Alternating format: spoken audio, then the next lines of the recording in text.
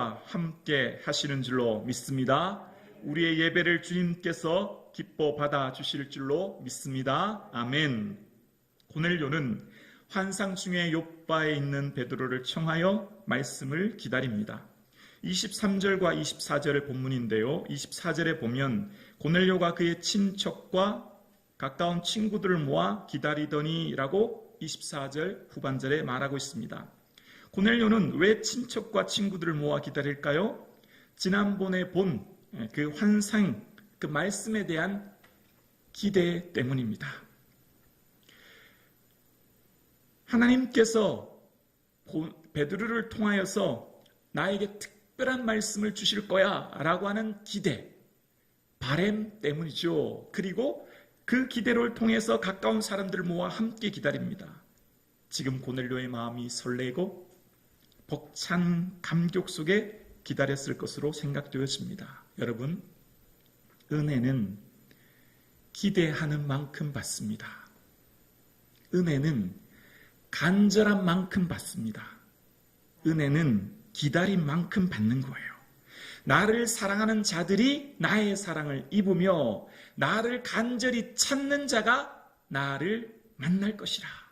잠언 8장 말씀처럼 하나님의 은혜는 기다리고 바라고 소원하고 찾는 만큼 비례하여 은혜가 임하는 거예요.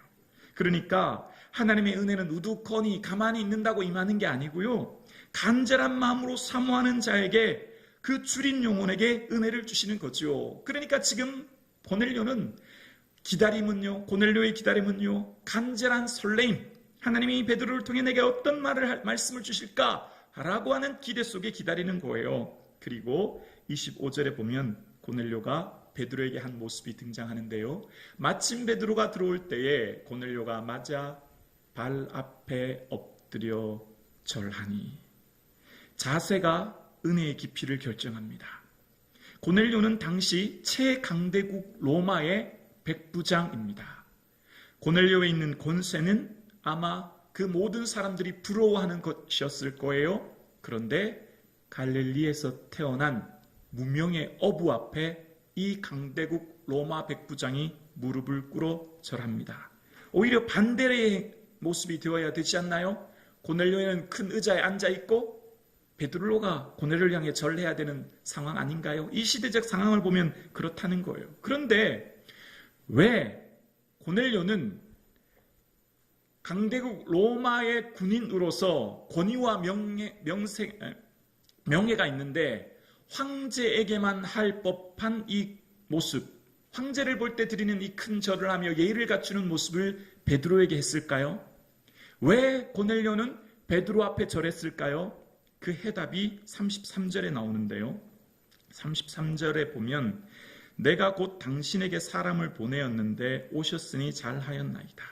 이제 우리는 주께서 당신에게 명하신 모든 것을 듣고자 하여 어떻게 했다고요? 다 하나님 앞에 있나이다.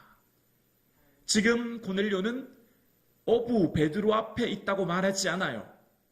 고넬료는 비록 내 눈에는 사람 베드로가 있지만 베드로를 통해 말씀하실 하나님을 바라보고 우리가 다 하나님 앞에 있습니다 라고 고백하는 거예요. 그래서 베드로에게 절한 거죠. 사랑하는 성도님, 오늘 여러분은 누구 앞에 있으십니까? 사람 앞에서 예배하십니까? 하나님 앞에서 예배 드리고 계십니까? 우리는 다시 한번 우리의 옷깃을 여미며 마음가짐을 새롭게 해야 됩니다. 그동안 우리의 예배의 자세를 다시 한번 생각해 보셔야 합니다. 혹 습관처럼 주일이면 찾아오는 어차피 드려야 되는 또 한 번의 예배가 아니라 오늘 이 예배는 내 생의 마지막이며 내 생의 최고의 예배로 하나님 앞에 드릴 수 있는 은혜, 최고의 하나님 앞에 최상의 예배들을 드릴 수 있는 그 마음의 자세. 그래서 오늘 나는 하나님 앞에 서 있노라고 고백할 수 있는 그 신앙의 믿음, 그것이 오늘 저와 여러분의 삶 가운데 있기를 간절히 소원합니다. 우리가 다 하나님 앞에 있습니다. 하나님, 우리 예배를 받아주십시오. 베드로는 고넬료는 베드로 앞이 아니라 하나님 앞에 있다라고 말합니다. 그게 왜 중요할까요? 사람 앞에 있다고 생각하면 베드로의 말이 사람의 말로 들려요. 그냥 그 시골 출신 갈릴리 어부가 내게 뭘 말하는갑다. 그 말의 수준이 사람으로 떨어져요. 그런데 고넬료가 하나님 앞에 서 있다고 하면 그 말씀이 하나님격으로 높아지는 거예요. 그 음성은 하나님의 음성으로 들리는 거죠. 그러니까 지금 이 고넬료의 자세가 은혜를 결정하는 거예요. 여러분이 어떤 태도와 자세로 예배를 드리느냐가 여러분의 은혜의 깊이를 결정하는 것입니다. 그래서요, 예배에 성공해야 인생에 성공하는 거예요. 예배에 실패하면 인생이 실패하는 것입니다. 왜요? 예배는 하나님을 만나는 만남의 시간이기 때문이에요. 하나님과 깊은 인격적인 교제의 시간이 예배이기 때문이에요. 하나님을 올바로 알아야 인생의 의미를 알고 인생의 목적을 깨달아 바른 인생을 살 수 있기 때문이에요. 예배를 얼마나 귀히 여기느냐는 곧 하나님을 얼마나 귀히 여기느냐와 동격입니다. 내 인생이 예배를 얼마나 귀히 여기며 예배에 대해 경외감이 있느냐는 곧 그 사람이 하나님에 대한 경외감이 예배를 통해 드러나는 거죠. 그래서 고넬료는 베드로 앞이 아니라 하나님 앞에 있음을 인정합니다. 믿음은 인정이에요. 믿음은 인정이에요. 지금 내가 베드로 앞이 아니라 하나님 앞에 있다고 인정할 때 그 말씀이 하나님의 말씀으로 들리는 거예요. 혈류증 여인이 내가 예수님의 옷가에 손만 스쳐도 내가 병이 낫겠다 생각하고 인정했을 때 그 옷이 나았던 것처럼 가나의 왕의 신하가 병들었을 때 예수님 말씀 가라 내 아들이 나았다 말씀하신 말씀을 믿고 갔더니 아들이 나았던 것처럼 인정이 믿음이에요. 믿음은 인정하는 거예요. 내가 지금 하나님 앞에 서 있습니다. 내가 지금 하나님 말씀 듣습니다. 내가 지금 하나님 말씀에 순종합니다. 라고 인정할 때 그것이 삶의 능력이 되는 것입니다. 사랑하는 성도님, 여러분의 삶 가운데 이 믿음의 인정으로 말미암아 믿음을 인정하면 어떻게 될까요? 믿음은요, 믿음의 역사와 사랑의 수고와 소망이 있네 라고 하는 데살로니가 교회에 향한 편지처럼 믿음은 역사를 이룹니다. 믿음으로 인정하면 내 삶의 능력이 나타나는 거예요. 삶의 놀라운 변화가 나타나는 거예요. 그래서 인정하는 것으로부터 믿음이 시작하는 것입니다. 어떤 사람이 인정할까요? 가치를 아는 사람, 가치를 깨닫는 사람이 인정하는 거예요. 내가 지금 드리는 예배가 얼마나 소중한지 예배의 가치를 아는 사람은 내 인생의 가장 우선순위로 예배를 드리는 것이요. 후순위로 예배가 밀려나지 않아요. 내 인생의 기도가 중요하다고 생각하는 사람은 내 인생에 가장 먼저 하나님 앞에 아뢰고 고백하고 보고하죠. 기도의 가치를 아는 사람이 기도의 소중함을 알고 하나님 앞에 드리는 것처럼 여러분, 어떤 사람이 하나님 앞에 성령의 충만함을 받을까요? 성령의 충만함은 성령의 온전한 다스림이거든요. 성령의 온전한 다스림은 곧 내가 인정해야 되는 거예요. 오늘도 성령님 내게 말씀해 주십시오 라고 했을 때 주님 성령님이 세미한 음성으로 내게 깨닫게 하시고 말씀 주시고 나에게 주시는 그 말씀을 하나님의 레마의 말씀으로 받고 그 말씀에 순종하며 나아갈 때, 그러니까 인정할 때 그것으로부터 온전한 하나님의 통치가 드러나는 것이죠. 고넬료는 하나님 앞에 서 있습니다. 그것이 고넬료에게 축복이 되었습니다. 그것이 고넬료의 영광이 되었습니다. 사랑하는 성도님, 지금 사람 앞이 아니라 하나님 앞에서 예배 드릴 수 있는 은혜가 있기를 주의 이름으로 축복합니다. 베드로는 말합니다. 나도 사람이라. 베드로는 자신의 삶을 낮추는 거예요. 마치 자신을 마른 막대기와 같이 자신을 낮추는 것입니다. 하나님 앞에 선 사람은요, 누구나 다 겸손해질 수밖에 없어요. 왜 그럴까요? 하나님은 스스로 모든 것을 하실 수 있는 분입니다. 하나님은 스스로 모든 일을 이룰 수 있는 분이에요. 완전하신 하나님, 말씀으로 천하를 창조하시고 움직이시고 진행하시는 분이 하나님이십니다. 그런데 하나님은 우리에게 사명 주시고 우리와 함께 주의 일을 동역하자 하십니다. 왜 그럴까요? 우리를 복되게 하시고 그 영광에 참여하게 함으로 하나님의 영광을 맛보게 하기 위함인 거죠. 그래서 하나님께 쓰임받는 사람은 누구나 나는 사람이요, 나는 막대기요, 나는 하나님 앞에 들린 마른 막대기와 같은 사람이다 라고 밖에 고백할 수 없어요. 어느 누구도 하나님 앞에 교만할 수 없는 겁니다. 하나님 앞에 선 모든 사람, 하나님을 만난 사람은 이처럼 겸손해질 수밖에 없습니다. 이처럼 자신을 낮출 수밖에 없는 거예요. 어떤 사람이 감히 내가 이렇다라고 말할 수 있나요? 그 사람은 아직도 하나님을 온전히 알지 못하는 사람이에요. 나도 사람이라. 그것이 베드로의 고백인 것처럼 사랑하는 성도님, 우리의 삶에 항상 겸손함으로 주님 앞에 나아가며 우리의 삶을 살아가실 수 있기를 소원합니다.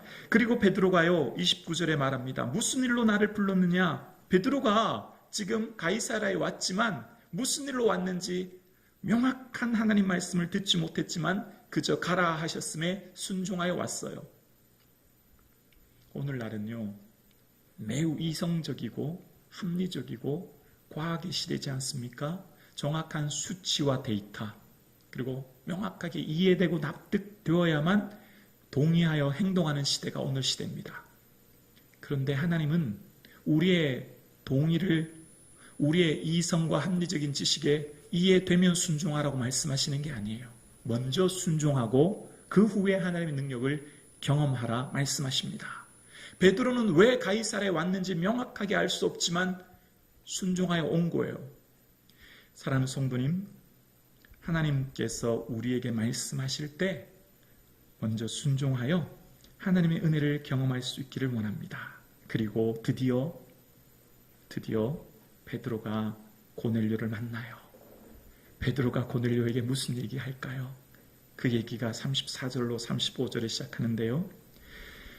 베드로가 입을 열어 말하되 내가 참으로 하나님은 사람의 외모를 보지 아니하시고 각 나라 중에 하나님을 경외하며 의를 행하는 사람은 다 받으시는 줄 깨달았도다. 베드로가요 이방인 고넬료 그도 하나님을 만나 하나님의 사람으로 부름받다고 생각하니 놀라운 은혜를 깨닫는 거예요. 하나님의 은혜가 유대인이나 헬라인이나 차별이 없음을 깨달았던 것입니다. 그는 사람은 외모로 보지 아니하시고 그 중심을 보시는 것을 깨달았다는 거예요. 하나님은 하나님의 사랑으로 하나님의 교회 공동체를 세워 가십니다. 그런데 우리의 현실을 보면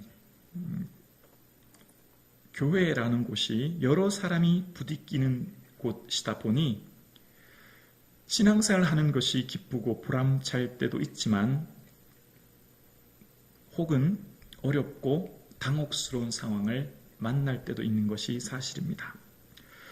같은 하나님을 믿고 같은 성경을 읽지만 성도님들의 생활 방식과 생각하는 바 그리고 정치 성향이 다르기 때문에 성도님들 서로 간의 생각과 판단, 행동 때문에 교회는 종종 화해의 공동체, 사랑의 공동체로 맺어져야 하는데 그 교회 안에 갈등이 유발되기도 합니다.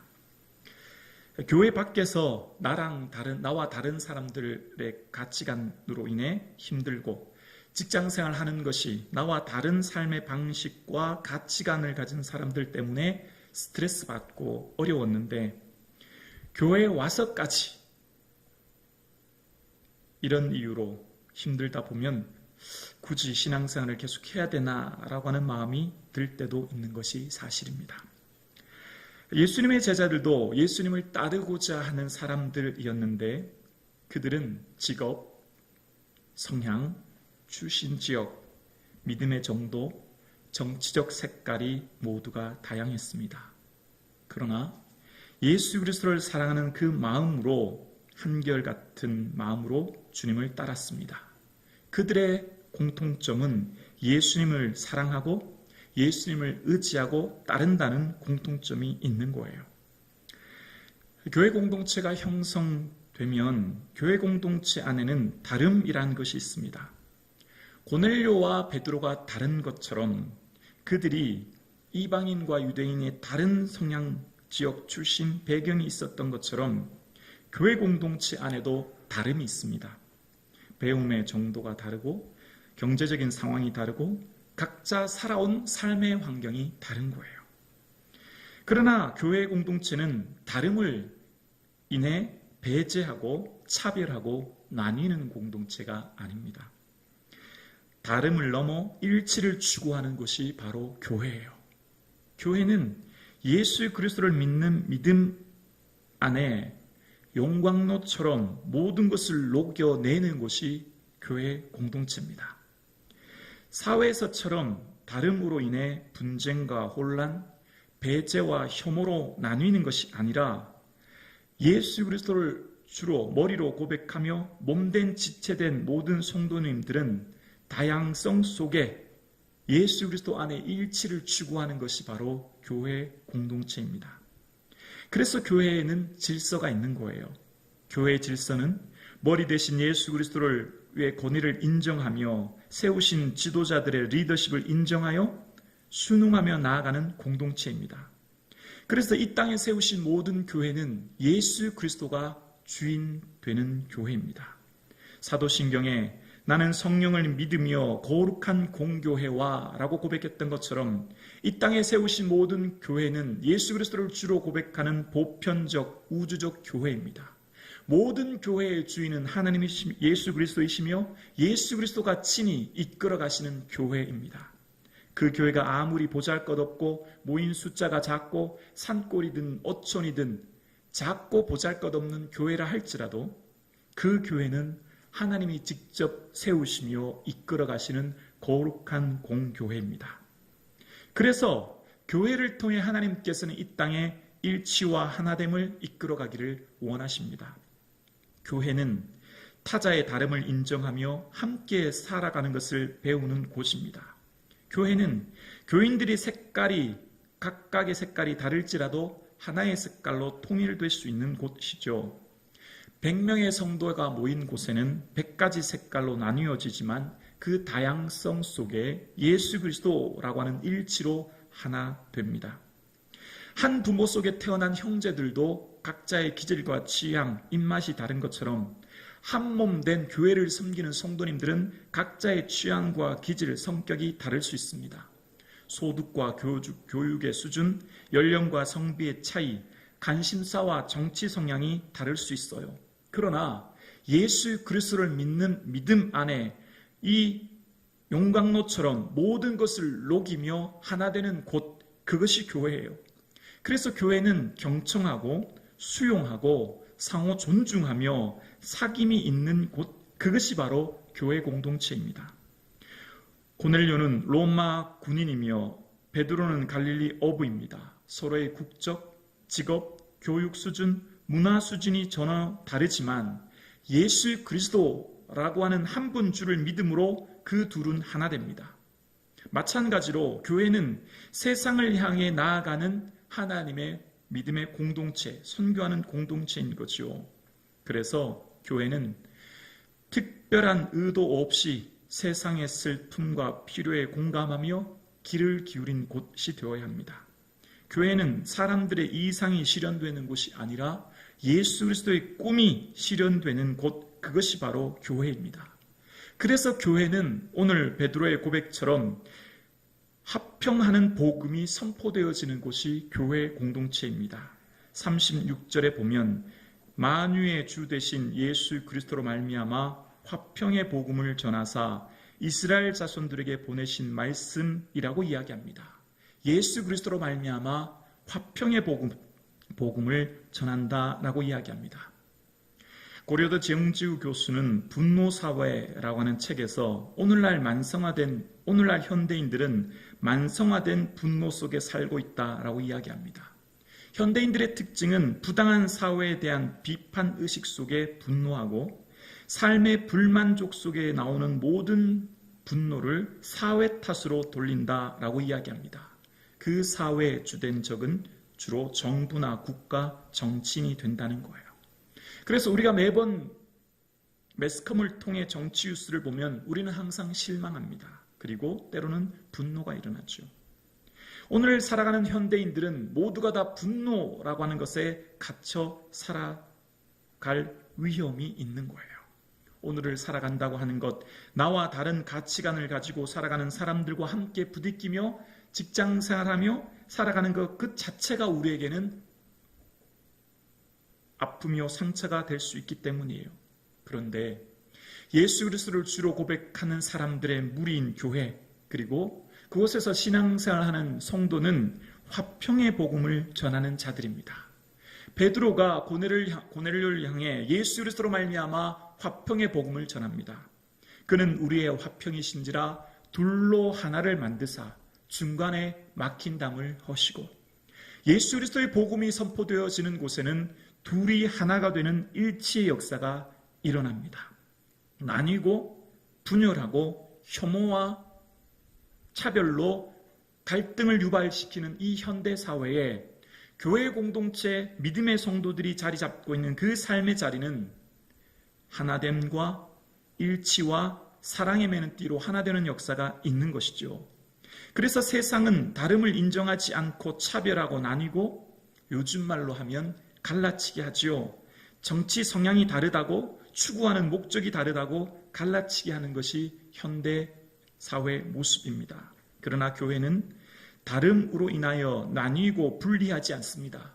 각각의 다름을 인정하고 그 각각의 다양성 속에 수용하고 경청하여 하나 되는 것을 추구하는 곳, 그것이 바로 성도의 삶입니다. 그래서 성도가 머무는 자리는 언제나 일치가 일어납니다. 성도가 머무르는 삶의 자리는 하나됨이 일어납니다. 그곳이 곧 하나님 나라입니다. 그곳이 곧 하나님의 온전한 통치와 다스림입니다. 나와 너의 차이에서 오는 다름을 인정하고 각각의 믿음의 정도, 배움의 정도, 경제적인 상황, 삶의 환경이 다를지라도 그것을 인정하고 수용하여 다름 속의 일치를 추구하는 삶, 그래서 예수 그리스도 안에 용광로처럼 녹여내는 삶이 저와 여러분의 삶 속에 있을 수 있기를 예수 그리스도 이름으로 간절히 축원합니다. 교회와 세상은 추구하는 목적이 다릅니다. 세상은 이 땅에서의 보상, 명성, 인정을 위해 행동합니다. 그 동기는 이 땅에서의 모든 명성과 인정과 보상입니다. 세상 나라를 추구하는 사람들은 경제적인 부요와 정치적인 자유를 추구합니다. 그래서 세상의 나라의 사람들은 그 삶을 정치적인 행동으로 세상을 변화시키자라고 이야기합니다. 그러나 교회는 하나님 나라의 보상과 명성, 인정을 추구하며 나아갑니다. 그래서 하나님 나라를 이 땅에 이루어가는 공동체입니다. 예수 그리스도의 복음으로 세상을 변화시키자라고 하는 것이 바로 교회입니다. 베드로가 고넬료에게 세상 방식으로, 그러니까 세상이 추구하는 가치에 따라 행동했다면 고넬료에게 정치 행동이나 군사 혁명을 모의했을 것입니다. 그러나 고넬료에게 베드로는 그런 것을 추구하거나 의도하지 않습니다. 예수 그리스도의 복음, 화평의 복음을 전하는 것입니다. 복음으로 세상을 변화시키자라고 하는 것입니다. 물론 사회의 정의에 침묵해서는 안 됩니다. 교회는 사회의 정의, 공공의 선을 향해 침묵해서는 안 됩니다. 잘못된 불의에 대해서 아니요라고 말해야 하며 말씀의 가치관에 잘못된 입법은 반드시 막아내야 합니다. 교회는 세상의 가치를 무비판적으로 수용하는 곳이 아니라 세상의 가치가 말씀에 비추어 진리인지, 말씀에 비추어 옳은지를 분별하는 곳, 그것이 바로 교회 공동체입니다. 그래서 교회는 세상의 가치를 무비판적으로 수용하는 공동체가 아니라 말씀으로 분별하는 곳이 바로 교회예요. 그런데 오늘날 수많은 교회들이 있고 수많은 성도들이 있는데 이 세상의 가치에 미혹되어 세상의 가치를 따라 추구하며 살 위험에 우리가 노출되어 있습니다. 여러분, 서울 가본 사람하고 안 가본 사람하고 싸우면 누가 이길까요? 안 가본 사람이 이겨요. 가본 사람은 사실에 입각하여 본 것만 얘기하지만 가보지 않은 사람은 들은 것, 주워 들은 얘기로 과장해서 얘기합니다.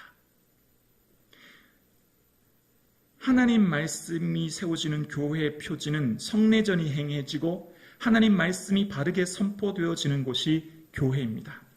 말씀에 대한 무지와 왜곡이 성도님들의 삶을 혼란스럽게 하는 거예요. 여러분, 부모는 자식들에게 요리를 할 때 핵심은 자식들의 건강에 초점이 맞춰져 있어요. 때로는 부모님이 해주시는 맛이 그 된장찌개가, 김치찌개가 사 먹는 것보다 좀 덜 맛있을 수도 있으나 부모님이 요리하는 핵심은 건강이에요. 그런데 외부에서 먹는 음식은 어떨까요? 달고 짜고 신맛을 추구해요. 맛있는 것이 목적이에요. 그 사람들의 목적은 수익입니다.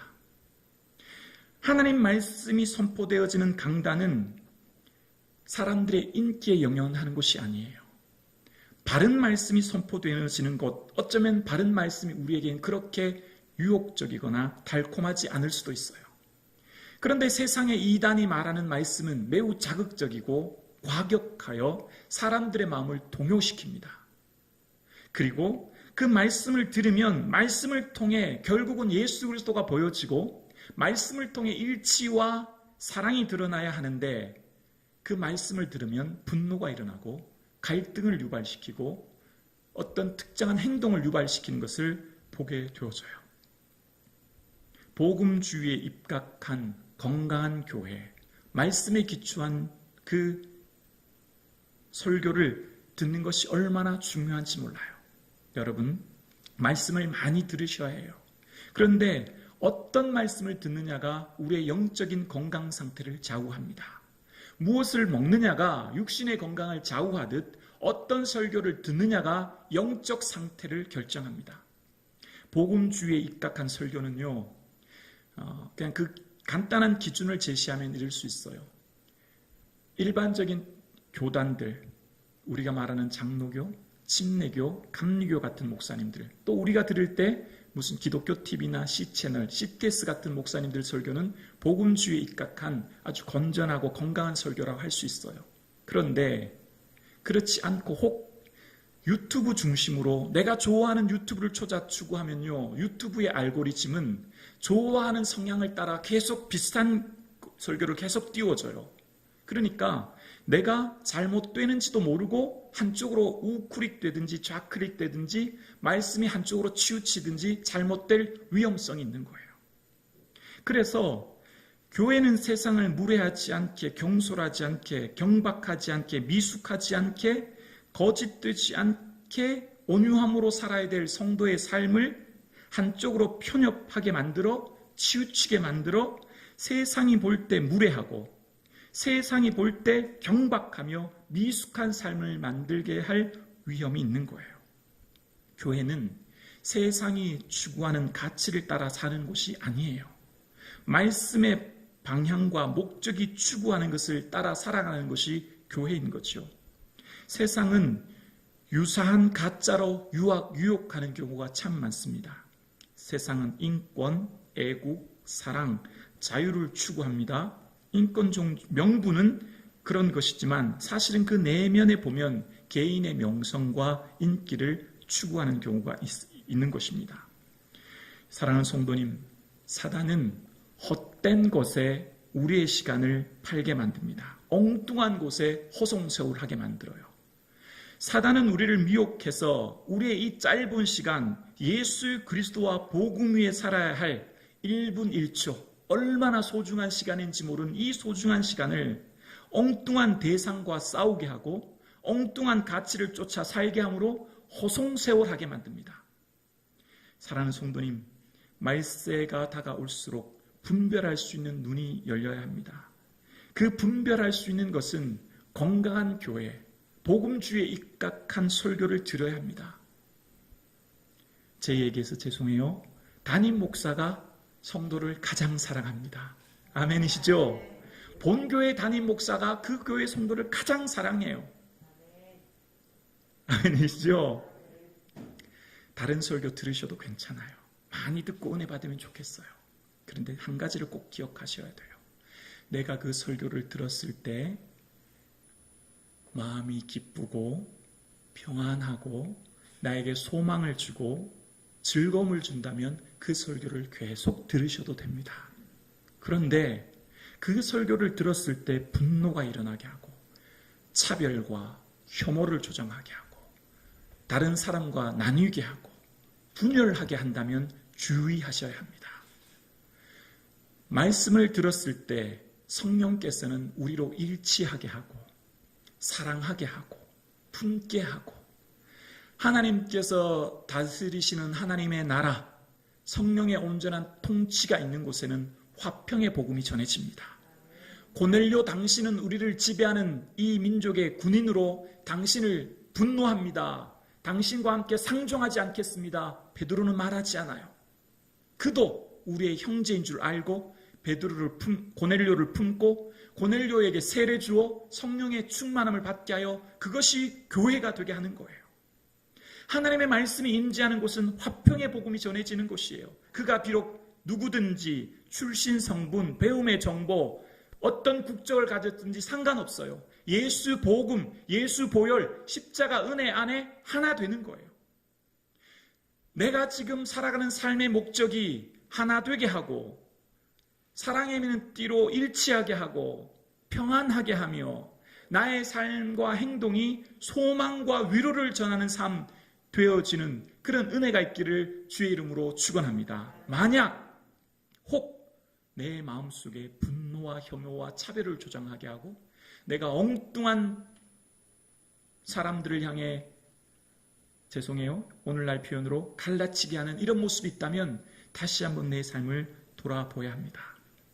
예수님을 사랑하는 만큼 교회를 사랑합니다. 예수님을 사랑하는 만큼 내 이웃을 사랑해요. 예수님을 사랑하는 사람은 여러분 옆에 있는 사람을 사랑하는 거예요. 그 사람을 품는 거예요. 예수님을 사랑한다 라고 하면서 배제하고 혐오하며 차별을 조장한다면 잘못된 신앙이에요. 예수님 사랑하는 사람은 교회 사랑하게 되어 있어요. 예수님을 진실로 사랑하는 사람은 내 이웃을 사랑하게 되어 있어요. 혹 내게 조금 아프게 해도 혹 내게 조금 힘들게 하는 사람도 내가 그를 품게 하게 하시는 거예요. 성령님은 그런 분이에요. 성령님은 그렇게 하세요. 미워하고 힘들게 하고 아프게 하지만 품게 하시는 분이 성령님이시요 그분이 바로 우리 주 예수 그리스도이십니다. 예수님을 향한 뜨거운 사랑이 있는 사람은 여러분 함께하는 그 공동체를 사랑하게 되어 있어요. 그 사람과 함께 함을 기뻐하는 것입니다. 평화의 조건은 그래서 용서예요. 용서하지 않고는 평화할 수 없는 거예요. 그런데 그 용서는 내가 어떤 사람인 줄 알면 용서할 수밖에 없어요. 나는 죄악 중에 출생했고 본질상 진노의 자녀인 것을 잘 안다면 주님께 용서받은 죄인임을 안다면 나는 용서받을 수밖에 없어요. 용서가 얼마나 어려우면 예수님도 기도하실 때 용서를 기도하라고 하십니다. 우리가 우리에게 죄 지은 자를 용서해 준 것 같이 얼마나 어려우면 예수님이 그것을 매번 기도하라고 하시잖아요. 사도신경에도 성도의 교제와 죄를 용서받는 것과 라고 우리의 신앙을 고백합니다. 용서가 기초되지 않은 화평은 이룰 수 없는 거예요. 용서가 있는 곳에 일치와 화해와 화평이 있는 것이죠. 사랑하는 성도님, 용서하는 저와 여러분 되기를 소원합니다. 품고 함께하는 공동체 되어지기를 원합니다. 그럴 때 하나님께서는 38절에 예수에게 하나님은 성령과 능력을 기름 붓듯 하시고 선한 일을 행하게 하시고 마귀에게 눌린 모든 사람을 고치시며 하나님이 함께 하시는 은혜를 주시는 거예요. 이 땅은 정사와 건세와 이 어둠의 세상의 주관자인 사단의 종로로 되어 죄에게 종로로 되어 살아가는 수많은 사람들의 그 죄의 결박을 푸신 예수 그리스도의 보혈 안에 자유케 하시는 것, 그것이 예수님이 이 땅에 오신 목적이신 것이죠. 그래서 사람들을 살리는 것이 주님의 일입니다. 그래서 오늘 본문 42절에 보면 이런 말씀을 하십니다. 42절인데요. 함께 고백하실까요? 우리에게 명하사 백성에게 전도하되 하나님이 살아있는 자와 죽은 자의 재판장으로 정하신 자가 곧 이 사람인 것을 증언하게 하셨고. 아멘. 하나님은 이 세상의 사람을 두 부류로만 말씀하세요. 어떤 사람요? 살아있는 자와 죽은 자. 우리는 어떤 사람을 평가할 때 그 사람의 부와 명예와 권세, 그 사람의 소유를 가지고 평가하지만 하나님은 그렇지 않아요. 하나님은 살아있는 자와 죽은 자로 나뉘십니다. 그래서 사도신경에서도 산 자와 죽은 자를 심판하러 오시리라 라고 고백합니다. 이 세상에는 엄밀하게 살아있는 사람과 죽은 사람으로만 나뉘어져 있어요. 육신이 살아있다고 산 사람이 아닌 거 아시죠? 걸어 다닌다고 다 살아있는 사람 아닌 거 아시죠? 살아있으나 이름을 가졌으나 죽은 자로다 라고 하는 4대 교회의 말씀처럼 살아있다고 하지만 그 안에 영생의 소망과 주 예수 그리스도를 주로 고백하는 믿음이 없는 사람이 있다는 것 알고 계시죠? 그래서 어떻게 보면 이 세상은 영생을 향해 달려가는 사람과 사망을 향해 달려가는 사람 두 부류의 인생으로 나뉠 수 있습니다. 영생과 사망은 어떻게 정해질까요? 언제 정해질까요? 이 땅에서 결정되어집니다. 지금 영혼을 결정해야 합니다. 하나님이 세상을 이처럼 사랑하사 독생자를 주셨으니 이는 저를 믿는 자마다 멸망하지 않고 영생을 얻게 하려 하심이라. 그런데 아주 중요한 말씀이 18절에 나오지요. 그를 믿는 자는 심판을 받지 아니하는 것이요 믿지 아니하는 자는 하나님의 독생자의 이름을 믿지 아니함으로 벌써 심판을 받았느니라. 믿지 않은 자는 이미 심판을 받은 거예요. 뭐가 준비되어 있죠? 죽음, 사망, 지옥이 정해져 있는 거예요. 구원의 골든타임은 바로 지금이에요. 이 땅에서 영생과 영원한 사망이 결정되어질 것입니다. 우리 인생의 가장 시급한 문제, 가장 중요한 문제, 가장 우선적으로 해결해야 될 문제가 영생의 문제입니다. 우리 주 예수 그리스도를 주로 고백하며 영생을 소유하는 저와 여러분 되기를 주 예수 그리스도 이름으로 간절히 축원합니다. 천국은 어떤 사람이 갑니까? 죄 없는 사람이 가는 거예요. 죄 없는 사람이 이 땅에 누가 있나요? 아무도 없어요. 그래서 예수님의 보혈이 필요한 거예요. 예수 그리스도의 십자가 보혈, 십자가 피로 화평을 이루사 만물을 하나 되게 하신 그 예수 보혈을 믿는 사람만이 천국에 갈 수 있는 거예요. 저는 오늘 본문을 묵상하면서 왜 고넬료일까를 생각해 봅니다. 여러분, 왜 고넬료를 택할까요? 로마에 수많은 백부장이 있어요. 그런데 왜 고넬료일까요? 로또의 1등 당첨될 확률의 평균은요 814만 5,060분의 1이라는 거예요. 814만 5,060분의 1. 엄청난 확률이에요.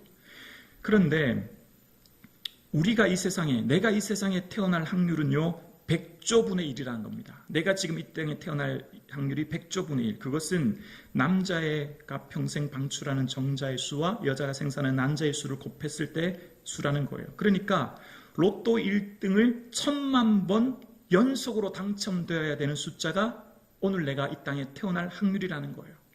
이 땅에 78억 인구가 있어요. 이 땅에 78억 인구 중에 왜 하필 그 많은 사람들 중에 오늘 나를 예수 믿게 하셨을까요? 전적인 은혜예요. 내가 지금 이곳에 태어난 것도, 내가 지금 이 자리에서 예배 드리는 것도, 내가 지금 예수를 주로 고백하는 것도 전적인 은혜 중에 은혜인 줄로 믿습니다.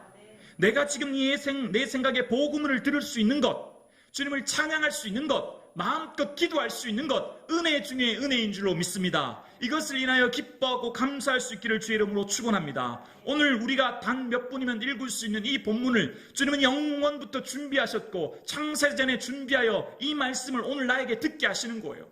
그래서 이 말씀을 준비하신 하나님의 말씀으로 기뻐할 수 있기를 주의 이름으로 축원합니다. 사람은 무엇으로 삽니까? 사람은 떡으로만 사는 것이 아니라 여호와 입에서 나오는 모든 말씀으로 살아갑니다. 말씀이 나를 살게 합니다. 말씀 부여잡고 남은 인생 살아갈 수 있기를 주의 이름으로 축원합니다. 기도드리겠습니다.